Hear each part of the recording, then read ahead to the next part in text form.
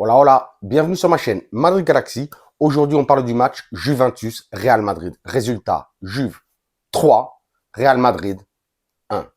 Deuxième défaite consécutive. C'était notre dernier match pour la tournée, la Champions Tour aux États-Unis. On revient à Valdebebas à Madrid avec 2 victoires, les 2 premiers matchs, 2 défaites, les 2 derniers matchs, dont une 3-0 contre le Barça. Ça pique un peu, ça pique un peu. Je suis déçu, surtout de la défense, hein, vraiment incroyable. Début du match, on se mange un but en 50 secondes. À la 55, 56e seconde, 1-0, on est déjà en train de perdre. Donc ça pique, hein, un but de Keane. À la 20e minute, doublé. Rebelote, but de la Juve, un but de Timothée Weah. Heureusement que Vini a marqué après à la 37e minute sur une superbe passe, mais vraiment filtrée en profondeur dans le bon timing pour Vini, hein, Vici, hein, vous savez bien. Ah, mon Vini, heureusement qu'il y a Vini, mais heureusement qu'on a Vini, incroyable. Et deuxième période, fin du match, 95e minute, enfin, vraiment la fin de la fin. But de Vlahovic sur une superbe contre-attaque de la Juve, rien à faire. Donc vraiment un résultat qui m'embête, qui me chagrine parce que c'est vraiment au vu du match, mais vraiment au vu du match, le Madrid a tiré énormément, mais énormément. Ça rappelait un peu vraiment le match contre le Barça. Beaucoup d'occasions, mais au résultat, on en manquait une. Eux, ils ont vraiment 4 occasions, les 3 buts et un arrêt de Courtois, et rien de plus. Vraiment, le coach de la Juve avait bien trouvé sa tactique, avait bien mis la formation en place, hein, puisque de ce qu'on a vu, hein, on a vu que la Juve était vraiment le plan de jeu, c'était la contre-attaque. Ils sont restés tout le temps derrière et dès qu'il y avait il y avait moyen de balancer et de construire rapidement dans les transitions, ça partait, ça cavalait.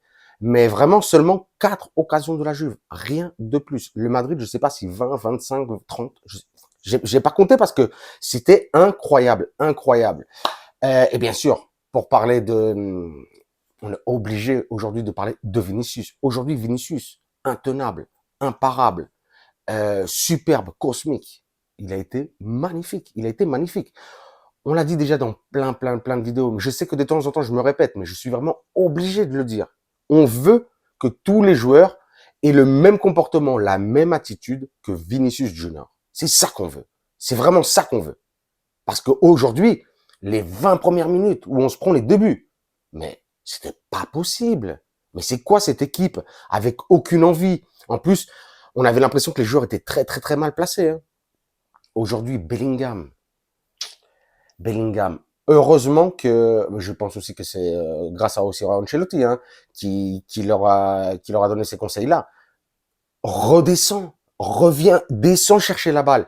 Tu peux pas rester en haut à attendre qu'on te la donne pour filer le dernier ballon, pour donner la passe D. Bah non, t'es obligé de redescendre. Et c'est justement là, à partir vraiment de la 25e minute, on a vu Bellingham redescendre énormément à la construction.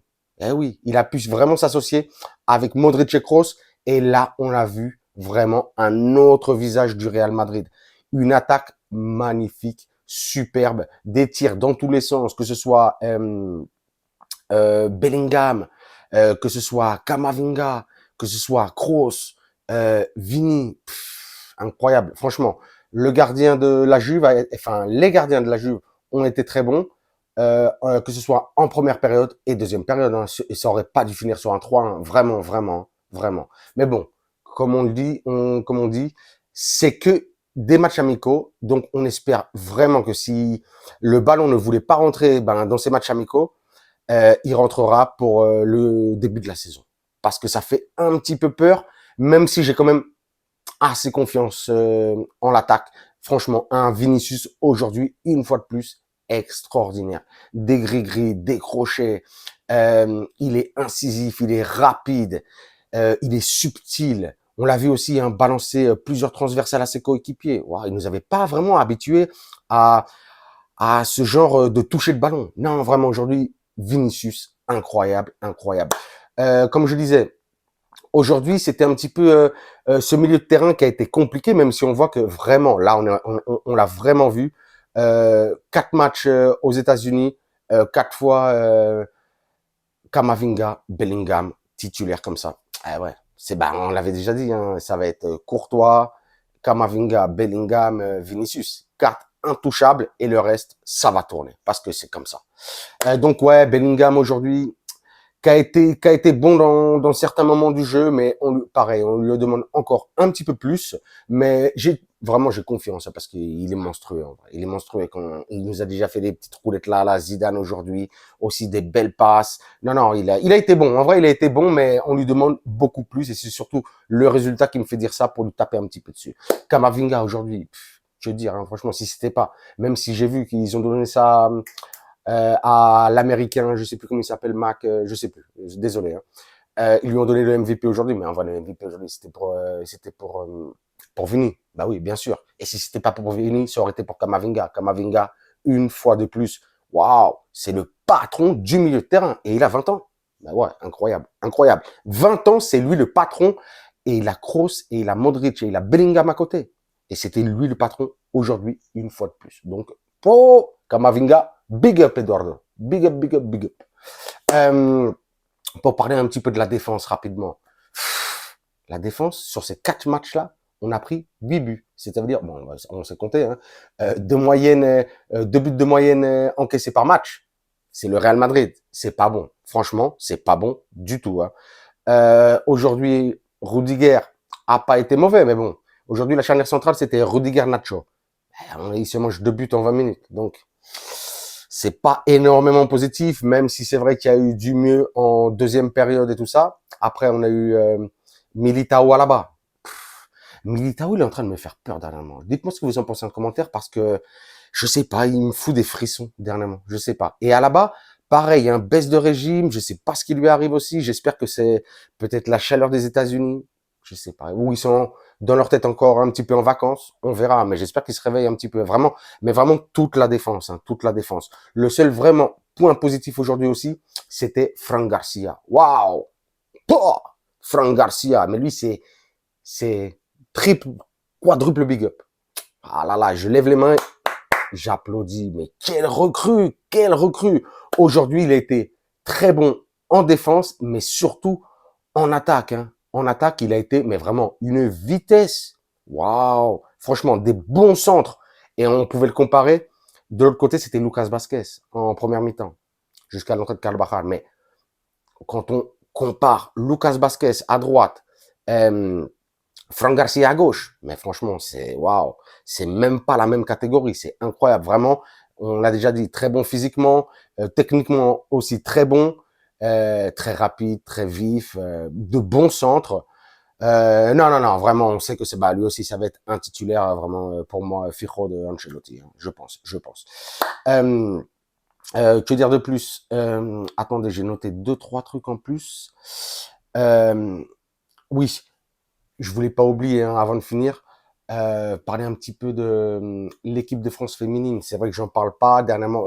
En ce moment, c'est le mondial féminin. Ça fait plaisir et personne n'en parle. Je vois que ça, il y a pas trop de com dessus. Dites-moi en commentaire, pareil, hein, si vous êtes en train de suivre le mondial féminin. Mais moi, je le suis. En tout cas, pas tous les matchs, mais vraiment les matchs de l'équipe de France et tout ça. Hein. Vous avez vu, hein, pour les 8e, l'Argentine est tombée, ne passe pas les poules. L'Allemagne ne passe pas les poules. L'Italie ne passe pas les poules et l'Argentine ne passe pas les poules. Et l'Italie, je sais plus, j'ai dit l'Italie. Bon, non. Allemagne, Italie, Argentine et l'autre que je viens de dire, je sais même plus. Mais bon, nous, oui, on passe en poule, en 8e de finale, donc ça fait super plaisir. Ça vient de tomber là, le match vient de finir. Nous, on va jouer contre le Maroc. Ce sera mardi à 1h. Donc, franchement, il y a trop moyen de le regarder. C'est pas des matchs à 4, 5, 6 heures du matin, ni à 7 heures du matin. Là, franchement, tous derrière les girls de l'équipe de France. Ça fait plaisir, franchement. Et je les sens bien, là. Franchement, je les sens bien, je les sens bien. L'autre équipe qui est tombée, c'était le Brésil. Et ouais, je me rappelle, puisqu'on les a tapés 2-1 avant-hier. Ça fait plaisir. Sur ce, voilà, quoi. Notre prochain match, ce sera contre Bilbao à la cathédrale. Pareil, non, maintenant, nous, c'est le ouf. Nous, c'est le 12 août. Une dizaine de jours. Ce sera à 21h30, pardon, un samedi. Donc là, j'espère qu'on sera préparé, on sera bien concentré, parce que aujourd'hui, j'ai pas envie de taper vraiment non plus sur les joueurs. On retiendra seulement que la défense bidon, mauvaise, de ce qu'ils nous ont montré en plus sur les derniers matchs, hein, mais surtout que vraiment, ben voilà quoi, que Mbappé vienne ou pas, on verra, même si, je leur dis, ça ferait super plaisir. Un Vinicius, patron du Real Madrid, et un Camavinga, je vous en parle même pas, tellement il est au summum. Donc sur ceci, je vous dirai, comme d'habitude, sur Twitter, sur Instagram, sur Facebook, vous me suivez. Sur YouTube, qu'est-ce que vous faites? Qu'est-ce que tu fais? T'es tout seul? Vous êtes plusieurs? Pour moi, c'est pareil. Mais tu t'abonnes ou vous vous abonnez. Pour moi, c'est pareil, mais toujours un kiff énorme, bien sûr. Un commentaire, des commentaires. Dites-moi un petit peu ce que vous avez pensé un petit peu de la tournée là aux États-Unis, de comment vous voyez l'équipe et tout ça. Et surtout, là, ça me ferait aussi plaisir que vous me parliez un petit peu de l'équipe de France féminine, hein, parce que moi, les filles, je sens qu'elles vont aller loin. Je ne sais pas. Un pressentiment, un pressentiment. Et sur ce, ben voilà, je vous dirai, comme d'habitude, hasta la próxima et à la Madrid.